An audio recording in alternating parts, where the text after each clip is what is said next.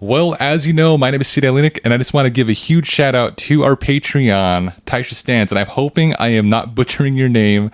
I've read your name so many times, especially when you pop up on our Patreon page.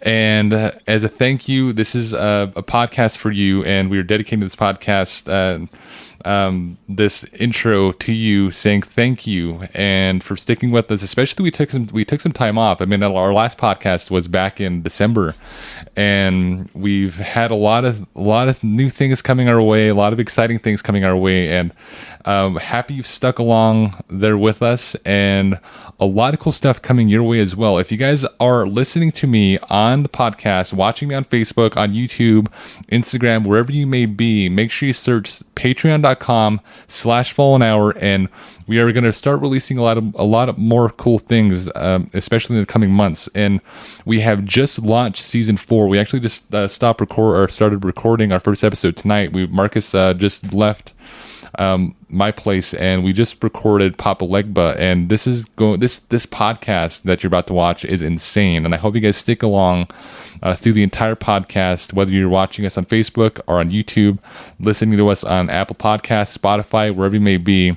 That is at Fallen Hour on the podcast platforms, and at Fallen Hour on YouTube and Facebook, Instagram. Make sure you guys follow along and get involved with us. I want to hear from you guys, especially from our Patreons, and inbox a page. And this one, I want to give this time for you. This is for T.H Stands. I want you to inbox a page at Patreon or inbox a page on Fallen Hour and tell us what you want to see. What's the podcast you're waiting for? And if you have a ghost story, something creepy you wanna lend to the podcast, make sure you inbox us your story. Inbox us the next subject we should cover after we do our next episode, because we're actually going to be jumping into either Bigfoot or UFOs, so those are totally off limits to you. So any conspiracies out there that you've heard about, anything you want us to investigate, we are on it. So make sure you inbox the page and we'll get to work on it, and it's going to be something cool going forward. We have a lot of cool stuff coming forward as well for our Patreons. A lot of behind the scenes access we are starting to release. We're actually starting to formulate maybe a vlog series. We're vlogging and showing some of the equipment we're using, some of the lightings we're using, how we edit the podcast, how we research for the podcast, how we talk about, because a lot of times Markus will come over and we'll talk about our next podcast and how we're going to do this, how are we going to structure this, what are some questions you want to ask during the podcast, what sort of feel do you want this podcast to have, and all of that is going to be recorded and released for our Patreons first, and then we are going to start releasing those also for our followers. So for our followers out there on Facebook, on the podcasting platform, Spotify, Breaker, Castbox, Apple Podcasts, whatever you may be, a lot of behind the scenes access is also coming your way, and it's going to be interesting. So if you want to see those things and hear those things first, and also hear about things that we are going to be releasing that aren't published yet on Facebook or Instagram or YouTube or on our podcast, make sure you search patreon.com/fallen hour. We have a lot of cool stuff coming, especially with this dancing table we've been talking about for the past year. And we're going to be lining that up, and it's going to be an interesting podcast, an interesting paranormal investigation, and I hope you guys join along for the ride. So that is patreon.com/fallen hour. T.H Stands, I am happy you have stuck along with us, and I'm happy that you were supporting the podcast. And here's to another season 4, Fallen Hour Radio. Let's get started. And we're live. Is it live? Mananalu water. Just kidding. Not even one of them. I know.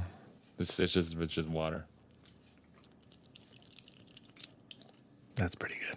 But you love the water. I do. That is really good. Mananalu? Every podcast going forward, we'll have is Mananalu water. That is really refreshing. Aquaman. Can't even taste the Aquaman. Yeah, we got to cut out that. I know. I'll buy a drink over here. I turned those hot. You want it a little lower? I think it's fine. It's just, all right, ready? You know what I mean? 3, 2. My name is Cdale. Really? You're going to start it that way? I think everybody knows. My name is Cdale. This is Markus. You're listening to Fallen Hour Radio. Season 4 premiere starts now. So this is going to be the premiere. Right. Yeah. Okay. Yeah. Last one, we screwed up on that one. You screwed up on that one.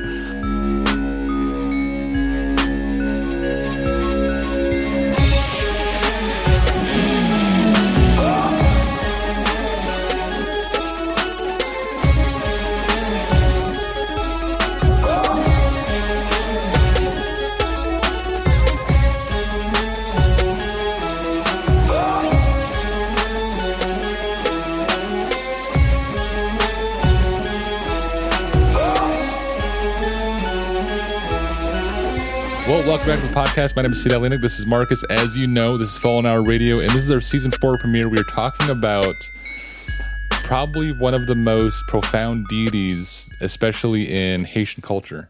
Yeah. I mean, when you're getting into especially West Africa and those regions, Papa Legba seems to be either the most feared or one of the most looked to as in like it's like a voodoo culture. Well, this is voodoo culture. We're getting to like Papa Legba. I don't think he's like the most feared.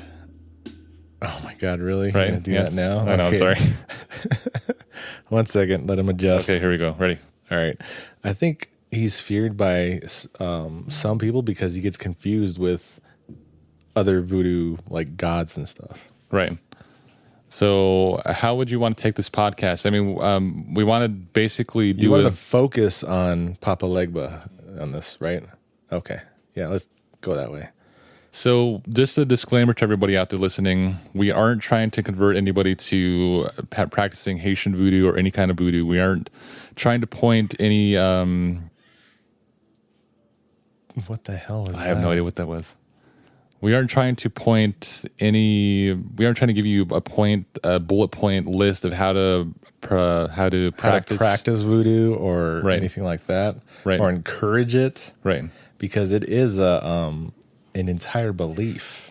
Right. An entire belief system. And if you aren't careful, I mean, this is one of the ones, like if you aren't careful at all, this has ramifications.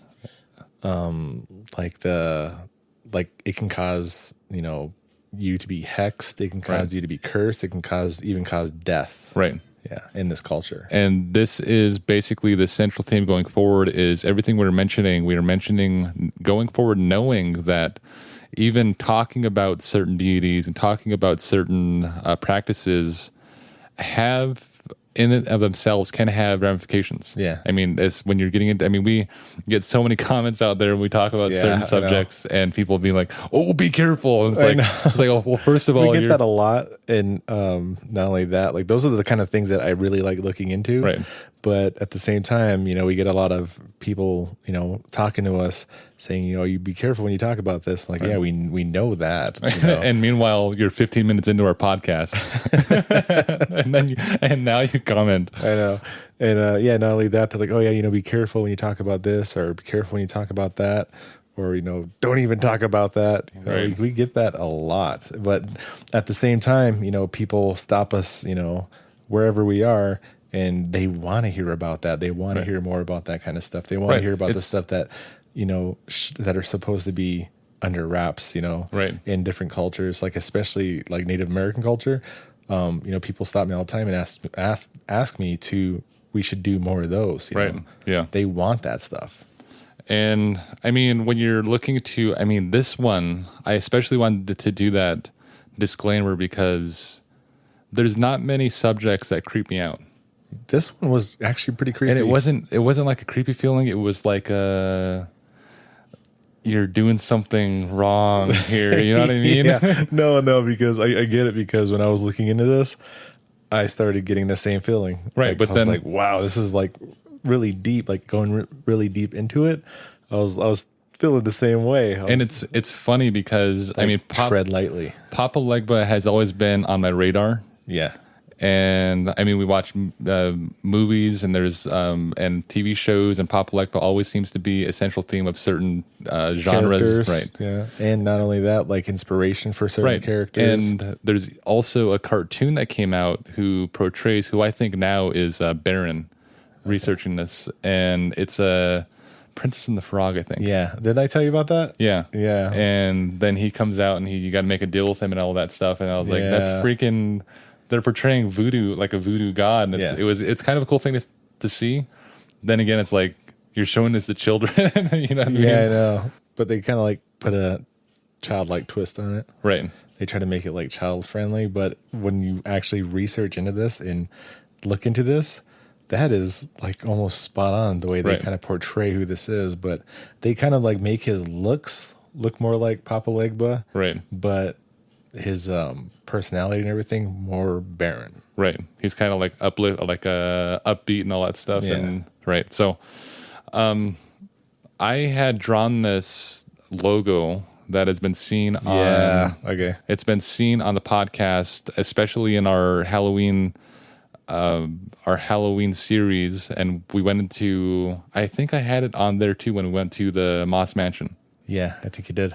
And at the time we were talking about doing let's all try to make a logo and everyone draws their designs, which no one else drew their designs. I had them, but we just never actually put them. Like I was like, I want to work on this, I want to work on that, and you were just like, bam, slap this on there, and I was like, seeing that image, I was like, it struck me funny. Right. I was like, and that was that was the thing though. It was like when I drew it, I said it's going to be one of those designs, and I had no idea what I was doing. I was just drew this design, and I said this kind of makes people think like, okay, so like what are they dealing with something? Are they trying to subliminally message us or something? Yeah. And it hadn't.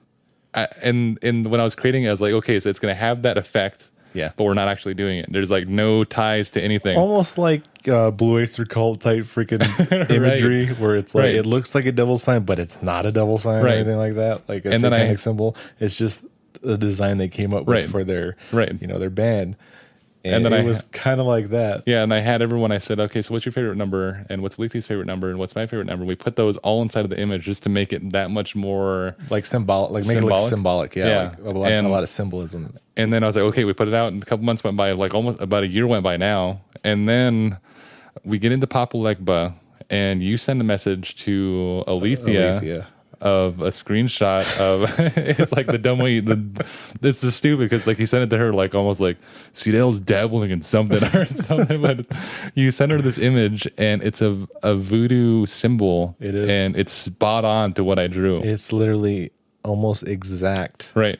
The only difference I think is the little arms that come out. Right. No, but if you look at that image, there's dots that do almost the same thing. Everything is so spot on. Right. Except for I was doing the lines and they were doing the dots. Yeah. And they had these lines going through, and that was one of the images too, because I wanted to do like an hourglass image. Yep.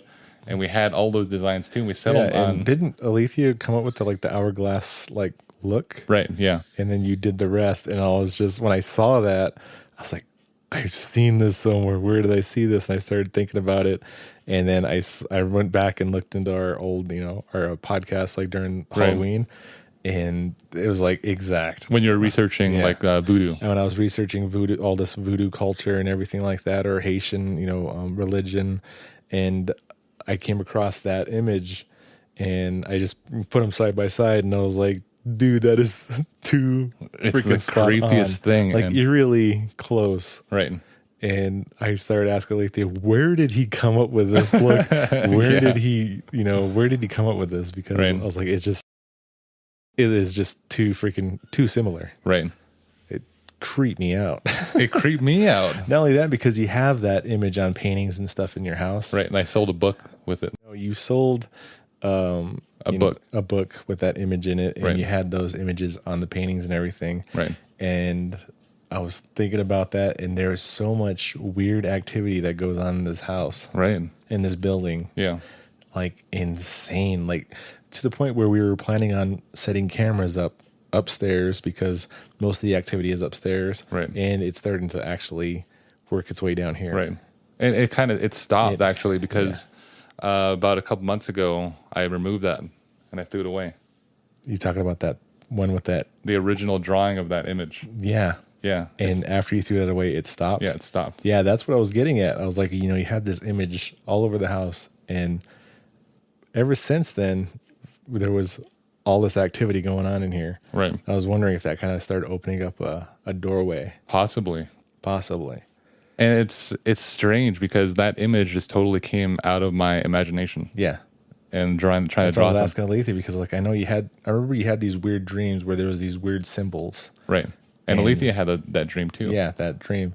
And I was wondering if that's where that came from. I was going to ask her about that. She's like, she had, that's kind of funny you say that too, because she had a dream about owls, and that was kind of the idea going into that drawing was actually trying to portray that we were trying to be it's going to be an image that's going to catch your attention, and it's going to make you think like, are they trying to portray something even though we're not? Yeah.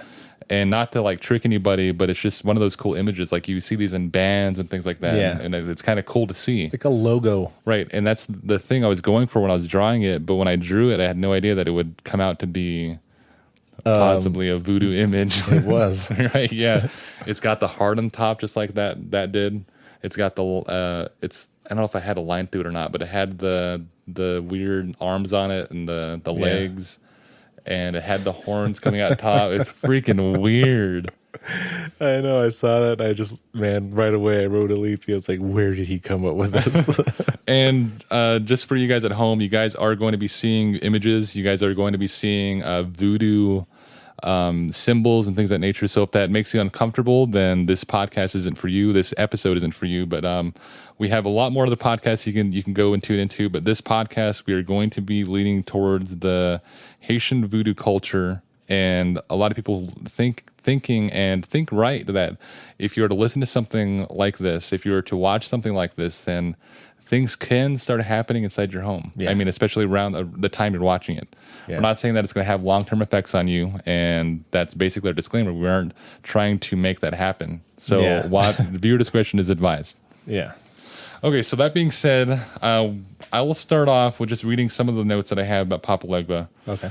And here we go. So Papa Legba is the gate. And not too fast. I mean, the last podcast we did, you blew through your notes and we couldn't understand you. Okay, so Papa Legba is the gatekeeper between life and death, meaning the communication to the dead, you would have to speak with Legba first, and he would decide if you may or may not speak with the dead. Yeah. So if you had someone pass away and you wanted to reach them, then Papa Legba is the first stop, especially in Haitian culture. In the Haitian culture, actually, he is the first Loa that you actually come to talk to any of the others. Right, but he isn't the central deity. He isn't the god of the Haitian culture. The people who practice Haitian voodoo actually believe in one god. Mm-hmm. And then this is basically all these Loas are different families they're classified as Loas, right? And they're supposed to be all his children. Right. Yeah. Mm. So I probably have that here. So I'm probably going to reiterate. Yeah, just letting you know. So Papa Legba comes from a Haitian voodoo. The people who practice Haitian voodoo believe there is one God, Bon Dieu, which translates to good God. There are subfamilies. I basically did like a little note here. We won't have time to mention all those families because there's plenty of other families that come along with this culture, and they're basically his children. So we're not going to go through every deity and list all those. So Papa Legba is one of the Loas that, and are more notable. One of the most popular. He is associated with the Crossroads, and we'll get to that in a second. Also, with how this possibly could bend the roads into all these movies coming about the Crossroads and people selling their soul in the Crossroads, and could possibly be the birth of the blues. Right, exactly. So that being said, to communicate with any other Loa deities, you would have to speak with Papa Legba first. He holds the keys to both heaven and hell in Haitian voodoo culture. Sorry if I'm tripping over words. I don't read much on podcasts. The reason we wanted to cover Legba isn't just lore and musical history like Robert Johnson meeting Legba of the Crossroads, but I know I wrote this down.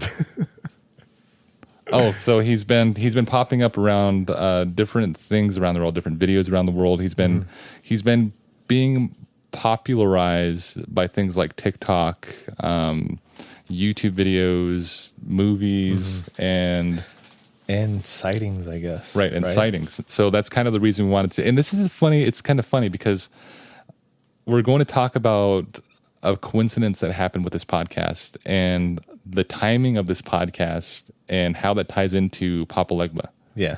So do you want to get into what you have before I get into, do you want to talk about the Caitlin Reston, or do you want me to talk about her?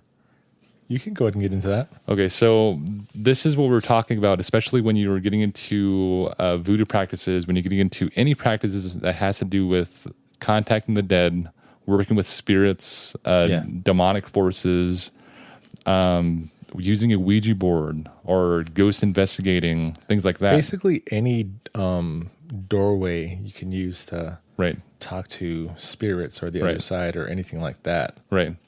It has a huge consequence. Yeah. I mean, when you start opening up these doors, there has to be consequences there. And the way that demons work especially is they can make you sick. They can make your finances just plummet. They can put other people around you in turmoil as well, and you'll be totally fine. It's almost like having a sickness and everyone else is catching it first. And then you start reaping those consequences. Right. So the story of Caitlin Reston, this is possibly one of the most notable in the past couple of years of being, she was dabbling in something and it totally just took a toll on her. It backfired. Right. It backfired huge.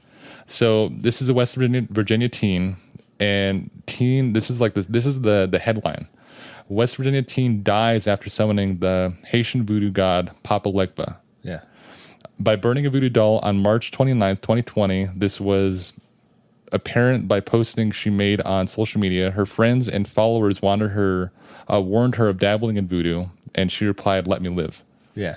And she's basically out there showing that she's performing voodoo rituals and things like that, and she's getting into it, and she's making this a spectacle on her social media. And like, she was kind of stirring up a controversy, but she liked it. She liked the spotlight of that. She liked people noticing what she was doing. She liked kind of drawing that attention. Right. And we want to just say, if this at all gets back to Caitlin Reston's family, we want to approach this in a way that's not going to tarnish her image, in a way that's not going to provoke anybody else to use the same magics she did. Yeah. Because it cost her life. Right. Yes. And we especially want to also talk to basically the people who are practitioners in Haitian voodoo or any kind of practice, that we aren't trying to, because I mean, when we get into podcasts, it's a whole different world from when we live outside. Yeah. Outside, we believe in God, we're Christians. And when we get into the podcast, it's we take this spin on things of where we dive into certain subjects for that hour, and then we come out and we're not. I mean, like, I believe, I believe in God. I believe, in what I believe in. And I have a lot of friends, though, like that, a lot of friends that I made from doing this, doing the podcast, a lot of friends that I made, all around, and they have their own beliefs. It's not like, we try to cut each other down, and try to tell you, you're wrong or this and that. Like, they talk to me, they ask me questions about, what I believe in, and they tell me, what they believe in, and sometimes if they don't understand something, they'll ask me, and I'll, just tell them about what I know, what I believe to be true. And, and it's not like I'm trying to tell them that they're wrong or anything, because I okay, I get it. You believe in this. And I'm not going to try to push something on you that you don't want pushed on you. And that's basically what the podcast seems to be. I mean, when we have these interactions with people on the street or in our lives, we aren't there to argue with them. Yeah. But we go to the podcast and we just give our beliefs. Yeah. Not in a way that you're wrong in this or pointing them out and things like that, but actually trying to explain our viewpoints. Yeah. And that's basically what we're trying to do here as well, is trying to differentiate us between this culture, and we aren't trying to lead anybody into that. And saying that again, because I think that's a huge thing to say on the podcast. Yeah. So Caitlin Reston died April 19, 2020 of an apparent anxiety attack and or heart attack. The autopsy had no conclusive evidence pointing to either one, and they didn't release anything about it. Yeah. And I think it was popularized or publicized in that area. So on April 17, 2020, Caitlin claimed to have seen Papa Legba and was scared. She posted this on Twitter. Her friends didn't take her seriously. 2 days later, Caitlin passed away. Yeah. In her tub, I believe. They found her face down in her tub. Yeah. It's insane. I mean, nobody knows how she died. The only explanation that people are pulling out of this, and this is from what she was doing. Right. And the practitioners in voodoo actually reached out to on her page and things of that nature, and people who were actually not on her page, but people who are claiming that this is attributed to Papa Legba or attributed to Baron, they're actually reaching out and saying that this is disrespectful, that this isn't something that happens, or it's disrespectful to say that this is how she died. It's disrespectful to Papa Legba is what they were getting at. Right. Because Papa Legba is supposed to be good. Right. You know, he's supposed to be somebody that's good. Right. But there is consequences. Yeah. You know, like you're supposed to be respectful when you come to him. Right. You're supposed to be respectful when you try to, you know, summon him and you know, make a deal with him. Right. But if you don't keep your end of the deal, he'll take it back from you. Right. He'll take things back from you. And, you know, but the one thing is he's supposed to be, you know, like a good person. You know, he's supposed to be like, you know, this positive kind of person. Right. But he also has a twin who is the complete opposite. Right. This is like a theme now going on the podcast, because we just covered, this is our last podcast, by the way, was in Christmas time. Yeah. And we did Krampus, and he had a counterpart. Yeah. Of St. Nicholas had a counterpart, which was Krampus. Yeah. And we're kind of on a theme here now. So, yeah. So Papa Legba also has a counterpart. And so here's the timeline about how things transpired. People circulated rumors of a paranormal death from postings on her social media after her death. March 27th, 2020 tweet was the tweet about her girlfriend, who was actually, she had a black girlfriend. Mm-hmm. And March 29th, tweeted a photo of her burning a voodoo doll with human hair attached. She called her doll baby. Practitioners of Haitian voodoo say these claims are disrespectful, and they may be. And the reason I say that she had a black girlfriend is because they believed, or this story was portraying, everything I was reading anyways, that this girl was practicing Haitian voodoo. Mm-hmm. And that's where she got it from? Right. Not saying that it's a racial thing, or that it's... not saying she was, you know, into voodoo because she was, you know, a black person. Right. And we're here to say that it's not, what would you say? We're not trying to say it's a stereotypical type, saying because she's black, then okay, she's practicing voodoo just because her girlfriend was a Wiccan. Yeah. And those two meshing. But this is the conspiracy around the whole thing, saying that her girlfriend was practicing Haitian voodoo, and she may have told her about Papa Legba, and then once they broke up, she started trying to hex her. Right. What do you say? Like what I believe, is, you know, she probably tried to, you know, summon Papa Legba, but she probably summoned somebody else. Right. Could have been Baron, or it could have been how do you say his name? Metcalfo.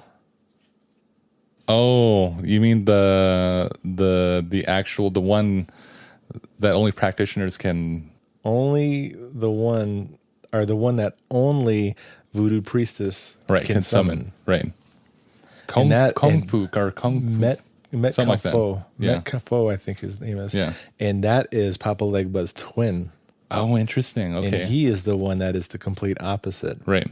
And he is the one that actually stands, you know, between, you know, stands at the crossroads, and he lets in evil spirits and lets out evil spirits. Oh, right. That's who he is.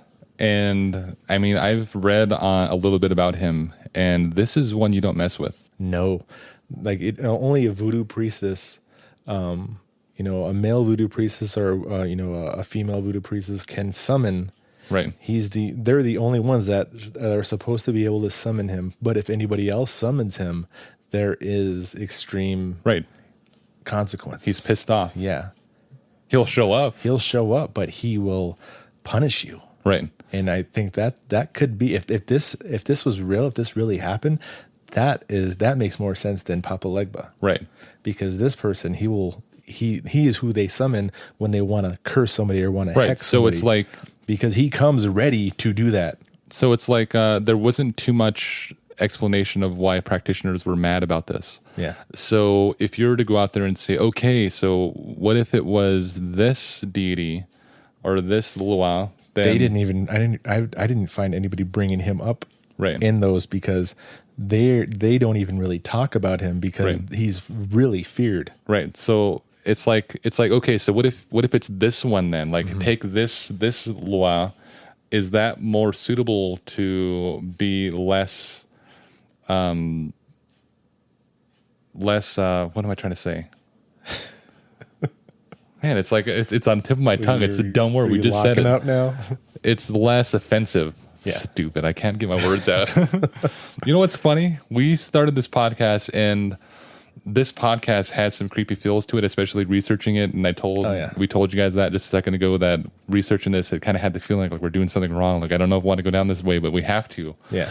And we charged my camera, and this is a brand new camera, by the way. Brand new camera. And we plugged it in. I didn't buy it with COVID or, but we bought this a while back, and new batteries. And we charged the batteries up to 100%. I mean, we used them before. Right, 100%. And as soon as we plugged it in, we just plugged it in for a couple minutes just to test the lighting. And it just goes bloop. Yeah, it ran it all the way down to like 6%. 6%, it was about to die. Right. And I looked at Markus like, battery's dead. He was like, didn't you just charge it? I was like, yeah, I just took it out. It was sitting in the charger in the bag. Take it out, plug it in. And it's dead now. Yeah. So creepy. And that usually happens, like, when, paranormal activity happens. It can drain your batteries. Right. That is a well-known fact. Right. And I just want to say that we are on the way. Paranormal community. Right. We are on the way to finally stepping into this. I mean, when we make plans, it's a pattern with us. It takes a year. Yeah, it usually takes about a year. We wanted to do urban legends. It took us an entire year. We finally did it. I didn't know about that till you wanted to. Right. Yeah, you're like, oh, we're going to do this. And I was like, so okay, cool, do it. We are on the way. I am planning on ordering some stuff very soon. And we're going to meet the dancing table. And that's going to be our first opening paranormal investigation. Yeah. And we're working out logistics. And the way we think, it's like we're thinking about, okay, so this mic's got to do this mic's got to do that. And we're trying to be logistic about it. So it's going to take some time to get there, but we are going to get there. We're on our way. Like, it's mostly like well thought out or well planned. Right. Just to make sure we want to do things. Because this podcast, God knows we are not professional at all. And we have so many mistakes. Every podcast, there's always something, whether it's our color, whether it's the audio quality, or our video cuts out here and there. We want to make sure that we do the investigating right. So, right. So we can't see our footage actually when we're out there. We want to see it in real time. So, like, I mean, podcasting, like, it's, 100% audio, but we usually have a video to go with it for people that like to watch, watch these kind of things. And it's proven more of a visual element. It's proven to be a good thing, and with our audience they want to see they want to see how our faces look. Okay, so he's usually depicted in a straw hat, smoking tobacco, or with sparkling water. Papa Legba. Okay. And usually has a doll with him. In Haitian voodoo, Papa Legba is depicted as an older man with a cane. Papa Legba isn't just a gatekeeper; he is also a protector of children and protector of prophets. Also, a lua of fertility, aids in long journeys or migration. Also aids in clearing the pathway to guidance. So if you're having basically at the crossroads in your life and you're having some guidance issues, he clears the way so that you can continue making your strides. Yeah. Not only that, he opens up doorways for you. Right. Like if you want, this, he'll open up these doorways. Not only that, he will close them. Right. Like if he sees something in that pathway that is going to basically hinder you or anything like that, or be a problem for you, he will close it. Right. He'll close that doorway. So like if you're wondering why this stopped or why this doorway closed on you, it's because he closed it for a reason. Right. And this is the reason I want to say we're not trying to lead anybody into Haitian voodoo, because the way we're talking about Papa Legba right now is positive and light. And when you get into these voodoo cultures, not everything's great. Yeah. You know what I mean? I'm not going to say it again, but I'm just going to stop there. So now this is what I'm going to say is... But it's not like you just come to him and he gives you these things. Right. No, you got to make a deal. Right. And you must know about every other spiritual aspect to contacting someone like Papa Legba. Yeah. You have to learn about the ramifications and things of that nature, and also other luau's that can come with him of all these, because he opens the door to every other one of those deities. And once you open that doorway, you got to be thankful, and you have to say thank you when you're done.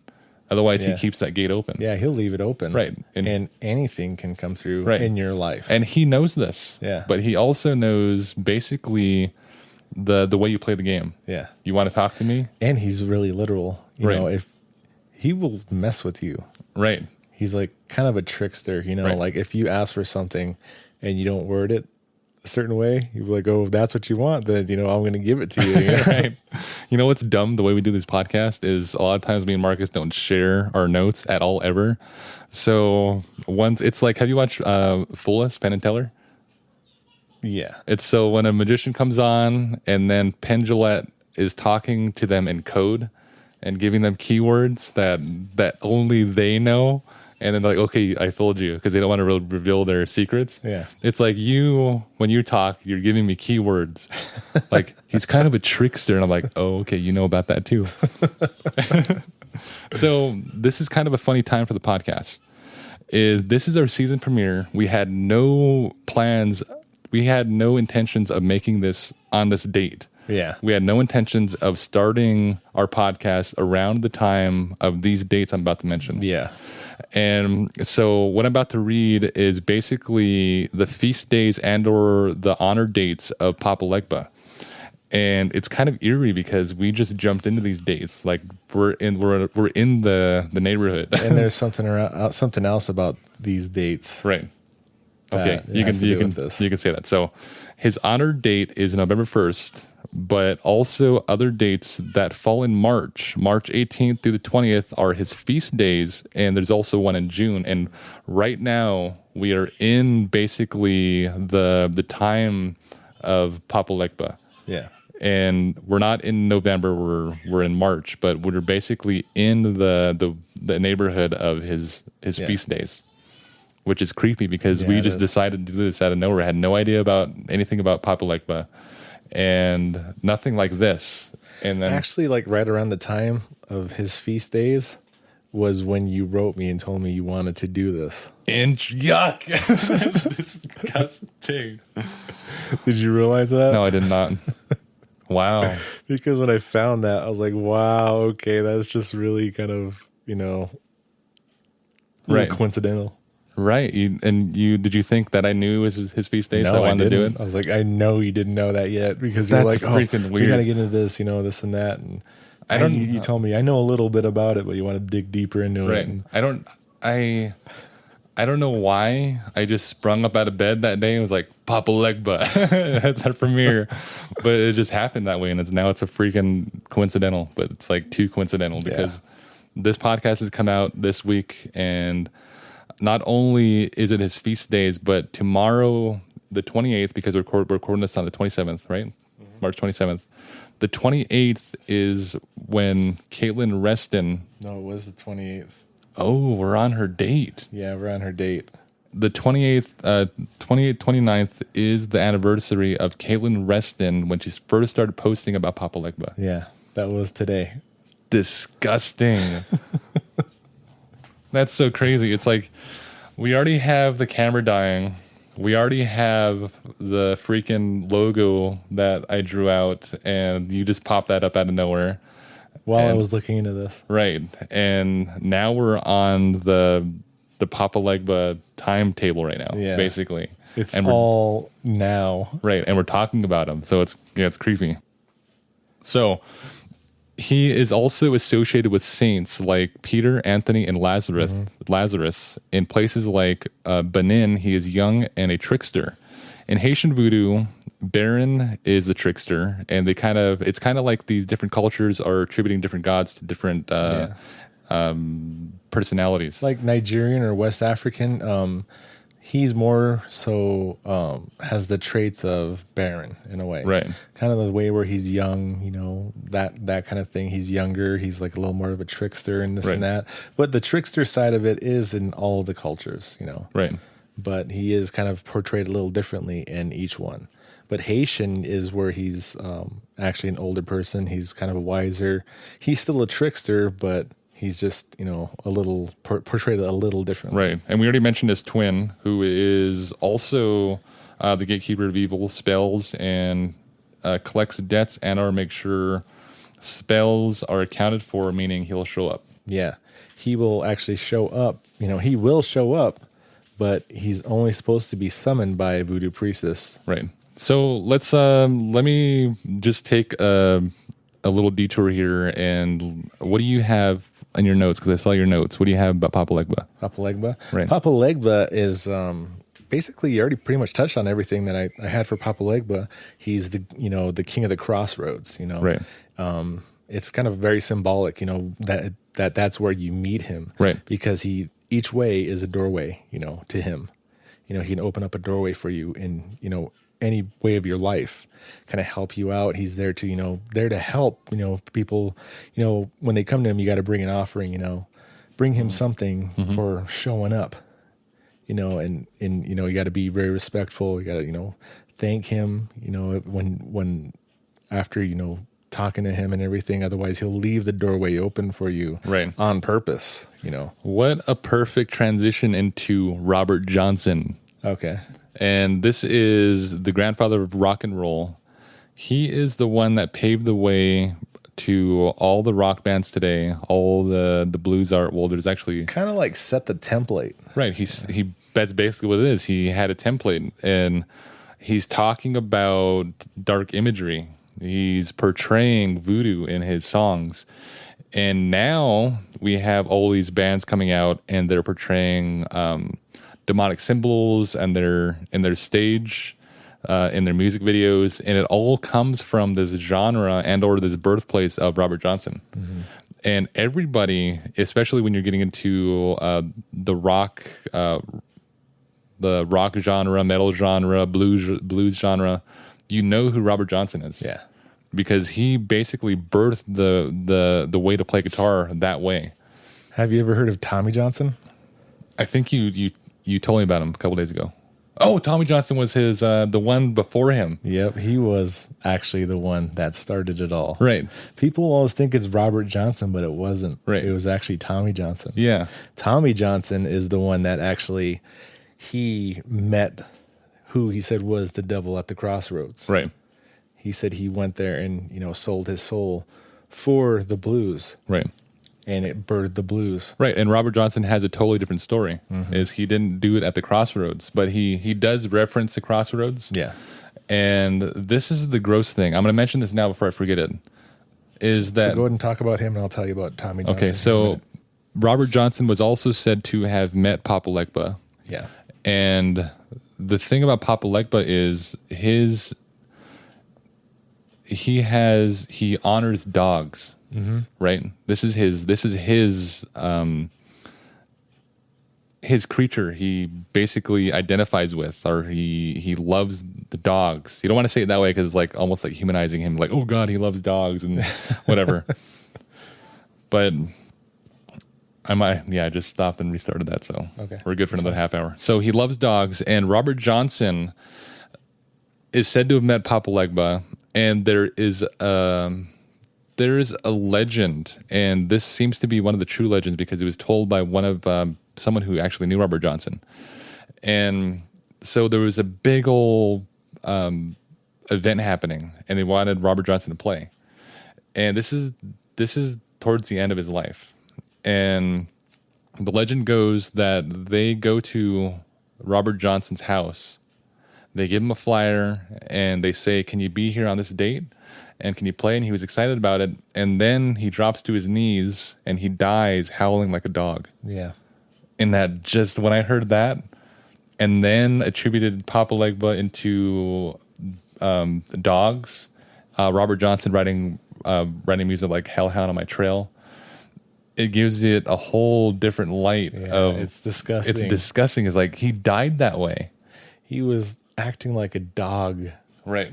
Literally kind of like barking and howling like a dog before he died. Right. He died doing that. Yeah. It's disgusting. It's like, I don't know how you would die that way. You know what I mean? It's like, how does that happen? Yeah. Unless your time was up in your deal with Papa Legba or someone who is along the lines of who he is. It sounds more like... Because he does make deals. Yeah, he does. But they all do. Right. They all do. They all make deals. They all love making deals. Especially... I got a vapor here. Especially Baron. Right. He loves making deals. And he is the one that actually loves to basically... he's kind of like more of a trickster. He's more vulgar. He likes to party. He loves sex, that kind of stuff. Oh, funny. That's more his lifestyle. Baron. Yeah, Baron. Right. Baron 70, I believe, is how you say his name. But there's like other, different sides to him, and they each have a different name, but they all start with Baron. Like Baron Criminal, I think, is like more of a criminal associated with criminal side. Right. There's like all these different sides to him, and they, it said that it could be the same person, different personalities, but people that are actually in voodoo and believe in the voodoo culture have claimed to see all these different beings that are Baron. So they're all strange. separate. So he's one deity, but he has all these different ways of portraying himself. And it said that they've seen these different beings right together. So I'm not sure of how they actually, because I researched this very briefly, and I know that this subject is massive. Yeah, there is so many different details that you have to learn about it, and especially if you're going to dabble in it. But I wonder if any of these gods are omnipresent in their belief system, because down the lines, they do correspond with Christianity when they're getting into being associated with Saint, like Lazarus and people like him, Peter. And there's all these ties with Christianity always, because this is like one of the oldest religions, and then it starts tying into other cultures and other religions, and now it's tying into voodoo. We're not saying that that's actually what it is, but they've adopted certain things. Yeah. And tying Papa Legba to saints like him do these gods have also powers like them to where they are omnipresent, where they can be everywhere at once? Or yeah, I know. I was thinking of that too. Because like if Papa Legba pops up, is he here and also somewhere else? Yeah. I don't know why I want to say that, but it's like that was one of the thoughts going into researching Papa Legba. I thought the same thing too. Like that came to mind too. Right. Like, because he is summoned, you have to come to Papa Legba before you do any voodoo rituals. Right. Before any voodoo rituals are done, you must come to him first. Right. Because like we believe in Christianity. So if you're trying to summon him for some ritual, could he also be being summoned somewhere else at the same time? Right. And that's one of the things to learn, because I mean, especially if we're starting to research deities like him, we want to know that thing. Yeah. Because we can tie other things to people or beings like him. In Christianity, you have a God who is omnipresent, who is everywhere at once. Yeah. And then you have Satan, who isn't omnipresent. He can only be in one place at one time. Yeah. So what sort of powers do these deities have? Are they more godlike, or are they portrayed as demon-like to where they can only be in one place at one time? And it's kind of something to learn, and I want to look into that. But if we ever come back to Papa Legba, I don't know how this podcast will go over with our audience. But so, Robert Johnson, grandfather of rock and roll. There is a story told by other famed bluesmen, Son House. Son House said in a short story that Robert Johnson would follow him and Willie Brown around, making noise on his guitar and driving people crazy, which means he would play at this shack in this, I don't know if it was bar or something, but Willie Brown would be there with Son House. they'd be playing, and Robert Johnson would be the kid going up there and bugging them and saying, "Can I come up on stage and play?" And then they let him play once, and they took him right off because he sucked at guitar. He said he like got booed so hard and literally asked to leave. Right. So around this time, they said he was around often. He was there like every day when they played. And Robert Johnson disappears, and he returns. He just starts shredding on guitar. Yeah. He can play anything, any song you want. If there's a new song that comes out, you want him to play it, he hasn't heard it, he'll play it for you. That's the kind of powers they said he had. And later details came out of where he went. And this wasn't this. I've actually researched Robert Johnson probably in my teens. Mm-hmm. And I haven't heard this part of it, but this is actually new details about Robert Johnson, which is kind of cool. So he went to Martinsville and met his mentor, Ike Zimmerman, which is highly notable, who also has lore of his own. And they said he learned guitar by playing in the cemeteries at midnight. Mm-hmm.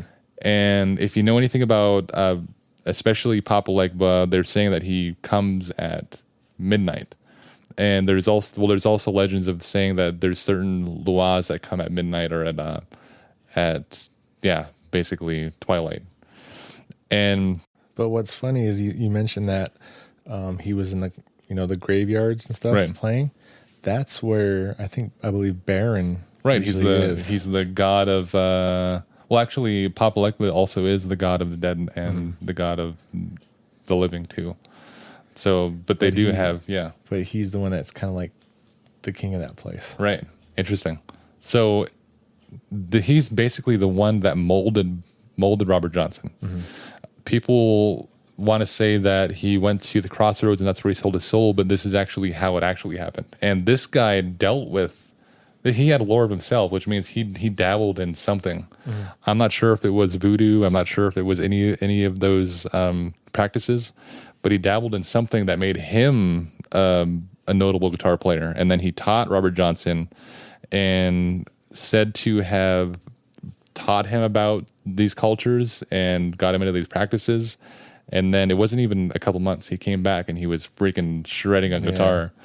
And in Robert Johnson's songs, there are hints to hoodoo. In the song Hellhound on My Trail, he sings sprinkled hot foot powder around my door, which is a hoodoo tradition to ward off unwanted visitors. He was also known to travel all the time. It was speculated that he traveled so much because he was fleeing the devil. Yeah. And that kind of makes sense. I mean, when you see him, especially in Oh Brother, Where Art Thou, he's running. That's actually Tommy Johnson. Is it really? Yeah, it is. Funny. I didn't know that. They did their research. They probably. didn't. When I saw it, I was like, okay, now they had that story pretty freaking spot on. Right, but they didn't actually say who it was. Tommy Johnson. Yeah, and they didn't call him by Robert Johnson or Tommy Johnson, right? You got to watch it. Watch it. That's funny. So, Markus was waiting for that correction. Oh, yeah. And that rebuke. So this is kind of, I want to get into this lens as well, because this points to something that is dark in nature, and it's a stain on, I don't want to sound typical of everyone reporting on slavery. Yeah. Everyone reporting on things that happened with slavery. But there is a lens also cast in Robert Johnson's music, and this can be portrayed as being a voodoo, or it could be portrayed as being slavery, the things he's mentioning. So although these lyrics can point to dark magic and things like it, the lyrics can also be linked to slavery. Most of the Delta Blues players were only 1 or 2 generations from slavery, which means that they was like fresh in their imagination and mind, and they were freshly wounded by slavery. Yeah. Hellhound on My Trail could point to slavery in one sense, but that song can also point to voodoo. And if you put in those different lenses, if you look at that and say, okay, let's look at this in a slavery sense, and okay, let's look at this in a voodoo sense, it points to both. It can point to both, and nobody knows because he's not alive anymore. He can't tell you. In Crossroads, Blues, he talks about, there's a song in Crossroads Blues. He talks about the sun going down, and this could have a reference to both hoodoo and sundown towns. And sundown towns, I'll get to in a second. In dark magic, this speaks of the dead of night and evil that follows with it. Sundown towns were white communities. When the sun goes down, they wanted all, if you were black, if you were of color, they wanted you out of the town. Yeah, they wanted you out of the town before sundown. Right. Otherwise, you were threatened with death. You were threatened with violence, everything of that nature. Mm-hmm. And anyone who isn't white had to be out by sundown or face violence or death. It wasn't just towns. It was counties as well. And the entire state of Oregon, this is crazy to learn because I had no idea. The entire state of Oregon wouldn't let anyone of color settle up until the 60s, which means that you talk about sundown towns, but a state where they're not going to let, if you're black, if you're of color, I mean, they discriminated against everyone of color.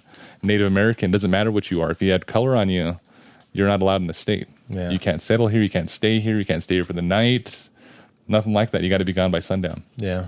And just imagine being caught there in the state of Oregon, and there's hundreds of miles out of that state. So, like, what are you going to do? So you would face things like violence, things of that nature, and or be thrown in jail. So, what do you have on? I wrote down bear now. I'm kind of at the end of my notes here. Okay, well, I'll tell you about Tommy Johnson. Oh wait, so let's mention this, and then I'll read this just because to recap on what you said about Baron. Okay. He is the Baron of tombs, corpses, zombies, and decomposition. He is also called on for healing those close to death. He comes in conflict with Legba, who is the gatekeeper between life and death, because they had this. They have basically confrontations with each other when they're dealing with the same subject, and Legba has certain powers, and so does he. They both basically have the same powers. He actually kind of tries to keep people from digging up bodies, stuff like that. Oh, or trying to create zombies, because in the Haitian culture, zombies, that's a real thing, right? And it's outlawed. Yeah, it's outlawed because there's certain beings or certain deities that would. You'd be their slave, basically. It depends on how you lived your life. People would try to, create these zombies. They're like slaves. Oh, they're like mindless, emotionless. Yeah. They would just do your will. And he has prolonged lives, and this is actually, there's accounts of this, of them calling on Baron. He would prolong people's lives, and often possesses practitioners, which means he would embody them and speak through them, giving magic powers like being able to raise the dead. Yeah, it was like his say if you die or not. Right. He was there. If there was anything like something against you, he was like, it was his say so if you die from it or not. Oh, interesting. So and he is like, the king of the graveyard. It's something to mention because I've watched videos on Haiti, especially what they call Haiti zombies. And I read books on this, and it's a real thing. They bring them back to life. And I watched a video on this one kid, and this dad, this is actually the last time they allowed it, is this dad brought his son back to life, and this is the reason they outlawed it. Brought his son back to life. There's a video on this. His son's dead, and they're document this. There's like a documentary on it, and he brings him back from dead, and he's totally just brain dead. Yeah, he's able to function. Out. Yeah, he's able to function. He's able to move. He isn't able to talk. He's able to like make noise into things. He's not able to eat, but he's just this lifeless person. Yeah, and he has to live with him now. And I don't know what happened with that story, but I just know that his dad brought him back to life. Have you ever watched Lost Tapes? It sounds familiar to me. It's this show that I used to really like. It used to be on Netflix, but they took it off, but there was actually, it's supposed to be real accounts, real documented accounts right. of things that happen. They have stuff on there like vampires, werewolves, thunderbirds, stuff in any culture, just all these strange things. And there was one on zombies. And this is basically kind of what it was. Like, it was like a Haitian voodoo, somebody that practiced in voodoo who would bring these people back, and she'd have them serve her, basically. Oh, wow. She'd keep them in this house. And this whole thing happened in, I think, during Mardi Gras, when there was actually one got out, and she was trying to make him come back in. She was yelling at him, telling him to come back, and he attacked somebody. Woo. And then that caused her to be investigated, and they basically raided her house. And they found all these things everywhere in her house that was like shrines and stuff. Like I think her husband was, there was a shrine of her husband there. Oh, and wow. that was, I think it was her husband that actually attacked this person. Oh my gosh. Brought him back to life. But it like this show, it's supposed to be like all like, actual documented things. Right. In it's all reenactments, but it's supposed to be all, true stories. But if you ever get the chance, check that out. It's actually on Discovery Plus now. Oh, cool. Yeah, I'm going to. So. I might have watched it. I watched this one of the Yeti. It's like the opening video, and the freaking Yeti runs by. It's actual a real video. But there's some crazy stories on there. But that was actually one of them. So, I mean, Alethea, she was like, "What if I became a zombie?" It's like, I'm going to chain you up, put you in the front yard, to ward off everyone else. In this game. Shaun of the Dead style, keep you in the shack. Yeah. So. Okay, so not Robert Johnson. Oh, right. Tommy yes. Johnson. Tommy right? Johnson. Yeah. Okay, so Tommy Johnson was said to be the one who made a deal at the Crossroads. Okay. They said when he came out, he was playing the guitar like nobody's ever seen before. Right. He would even do things that, artists nowadays do, things that Jimi Hendrix would do. Wow. He would play the guitar behind his head. He would play it, behind his back, through his legs. He'd just be, crazy with it. Yeah, this is way before. Slay the guitar, man. Way before rock and roll. Yeah, way before. Right. This was like back, he basically supposedly birthed the blues. He sold his soul for the blues. Right. He said that, how the story actually came out was from his brother. His brother would actually play with him, every now and then, not all the time, but he did some shows and stuff with him. And he said that, one night, he asked him, how did you come up with this? Where did this come from? And he told him that, he sold his soul. And he said, well, how did you do that? He said, somebody told him to basically go to the Crossroads at midnight. Wow. And he said, I went there 10 minutes early, so I'd be there on time. So he went there, and he said he sat there waiting, playing guitar, just playing his guitar, kind of strumming around. And around midnight, he heard footsteps, and he looked up, and he said, I just saw, a really big, the way he described it was a really big black man came up, and he said he walked up to him and took his guitar from him. And he said he started tuning it, and he started playing something on it. And what he played was the blues. And he handed his guitar back to him. When he handed it back to him, is like he was giving him the blues. Once he started playing that guitar, that's what came out. Oh, wow. So it's like he already knew how to play it. Right. So, and then what he gave for it was his soul. And, he only had so long to live. And he just started, going out playing and everything. And he became well known because of this. And, he did. He died young, but also he was kind of like the perfect candidate for this kind of thing. Like the kind of person that would, probably sell his soul for something. Right. He kind of lived that lifestyle. Like, he was an alcoholic, really bad alcoholic. He lived a certain kind of lifestyle. Right. And how old was he when he died? He was pretty young. I believe he was in his 20s. Yeah, I think Robert Johnson was 27. He was part of the 27 Club. Yeah. Interesting. People that died. That's a trend. It is. They always die like 57, 27. Yeah, but 27, a lot of those people, if you look into them, all the people that died when they were 27 they were 27 were, there were stories about them who actually sold their souls, Yeah. things like that. Like Jimi Hendrix was said to. There's a whole story. I heard on that. I even actually met somebody that knew the person that he was going to see, trying to basically save himself. Wow. And he died the night before. Oh, interesting. But it was actually it's a crazy story. But anyway, back to Tommy Johnson. He, his brother, after he told him about this and everything, and he saw the lifestyle and everything like that, and his brother ended up dying from this. He took that, really hard. He kind of it scared him so badly that he became a preacher. He became a pastor. Wow. He gave his life to God. He wanted to get as far away from that as he could. And he tried to warn people, about, this was what happens when you sell your soul to the devil. Right. This is what happens. He took everything that he told them as fact and he preached on it. Mm-hmm. So this is, when you take that into consideration, that is kind of basically solidifying this story as true.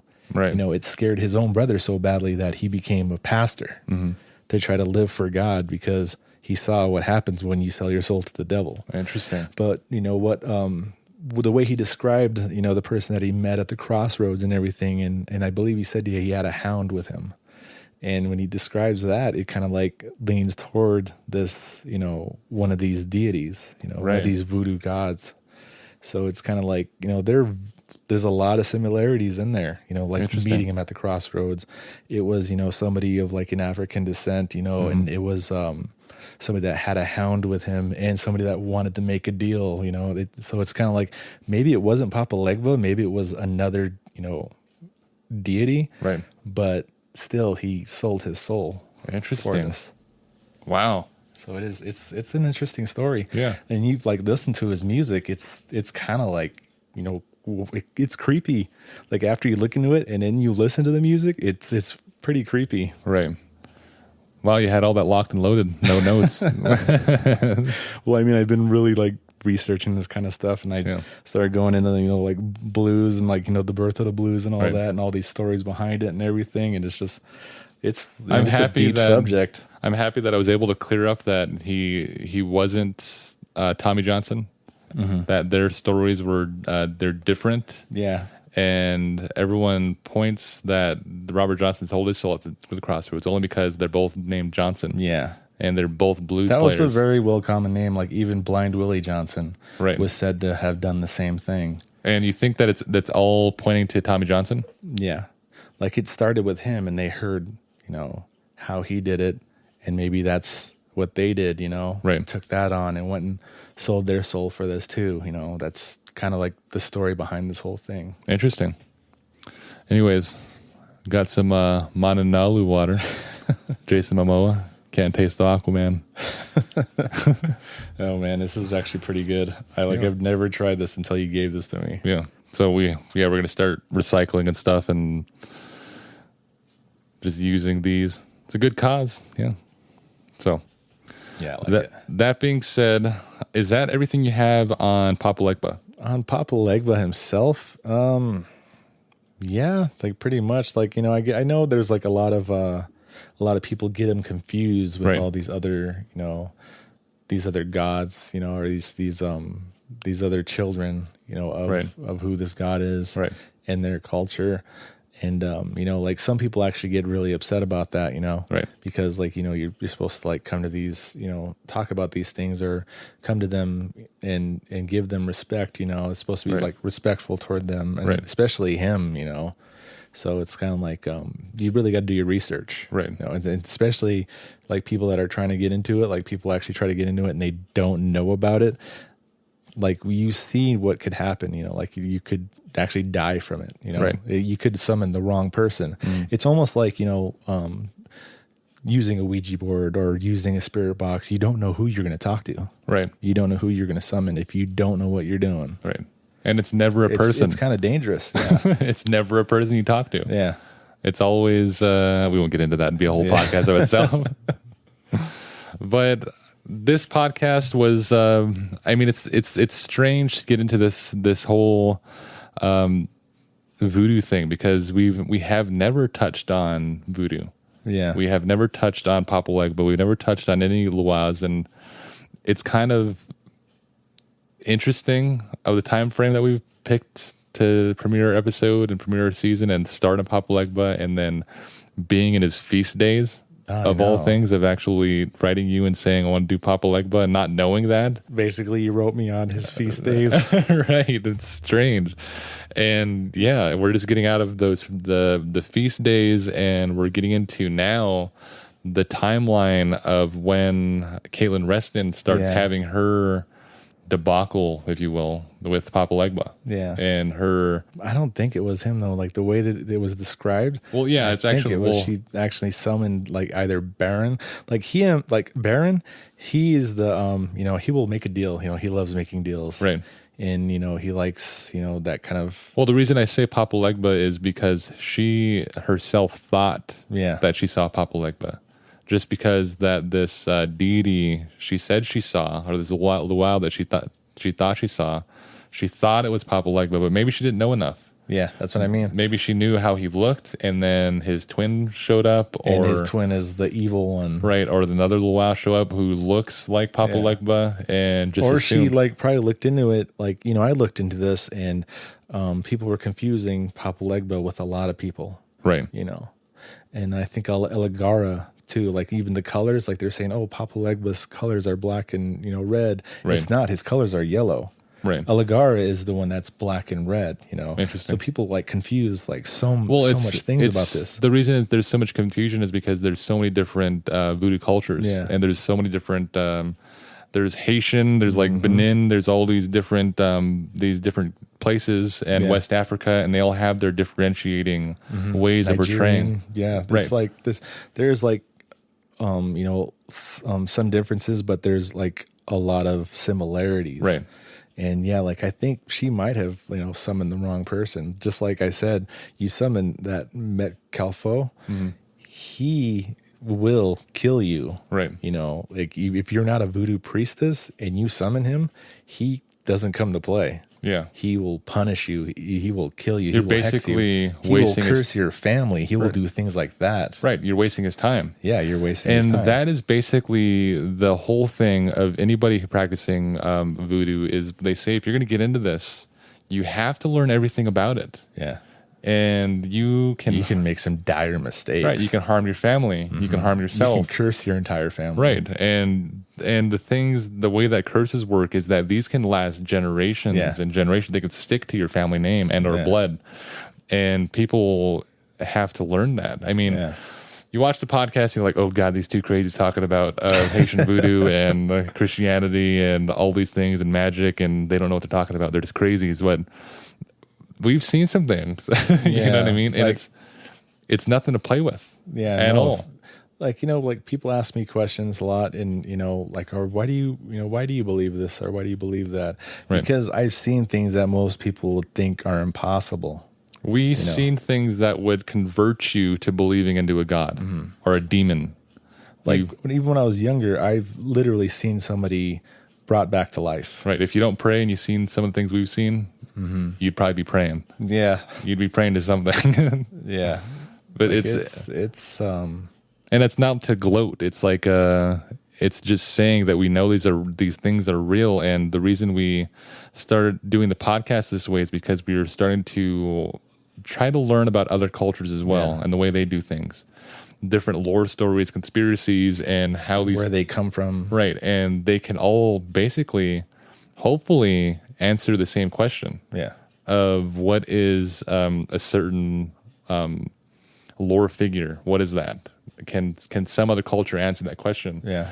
What is Papa Legba? Can another culture answer that question? Yeah, that's why I wanted to get into when we got into Dogman. That's why I wanted you to get into that and look into it, because when I told you, you're kind of like, wow, what? I know. What is this? It was some just other cryptid until you looked into it, and it's deep in history. Not only that, it's deep in all these different cultures. Right. It's really deep. We're going to be releasing a podcast, and this is basically our premiere, but it's not. I mean, we've had there's so many flaws in this podcast. It is a funny podcast. It is hilarious. It's better to listen to it. Right. And I tried taking this and editing this and not happening. I did the audio and I did not hear what you were talking about until, it came to the footage, the video. Right. And I was like, oh, okay, yeah, we got to just, I don't know what to do. So we, right now, if you guys go on to Fallen Hour Radio, that's at Fallen Hour on Spotify, Apple Podcasts, Breaker, CastBox, whatever you guys have on your phone, we're most likely on it. Search at Fallen Hour. You guys will be able to find Dogman and Papa Legba, an audio version.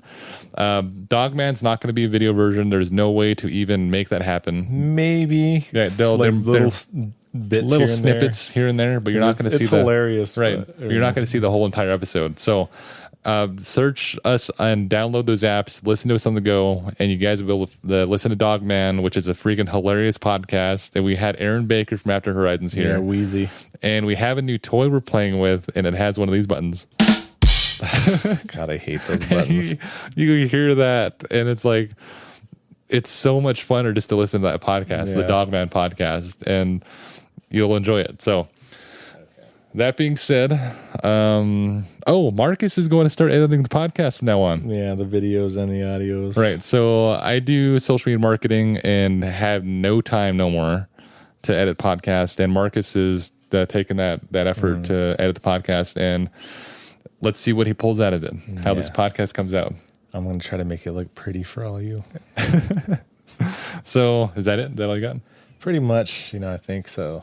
All right, so search us on the go. That is at Fallen Hour on YouTube and Facebook, facebook.com/Fallen Hour, at Fallen Hour on Apple Podcasts, Spotify, Breaker, CastBox. And just search us on Google. It will pop up somewhere. So what do you want to do next? Give them something to look forward to. I just looked at Bigfoot over there on the... Finally get to a Bigfoot podcast. Right. We've been asked about that for so long. So I think when are you going to come out with a Bigfoot one? I think our next two podcasts should be aliens, UFOs, and Bigfoot. Yeah. Okay. So whichever one falls first, you guys will just have to enjoy that one. Yeah. So what do you want to do next? What do you think? Bigfoot or UFOs? Man, I could go either way. Well, we still have that band that wants to come on and Waco. Right. Okay. So we'll figure it out. Let's toss a coin. Okay. So that being said, my name is Cdale Enick. This is Mananalu Water.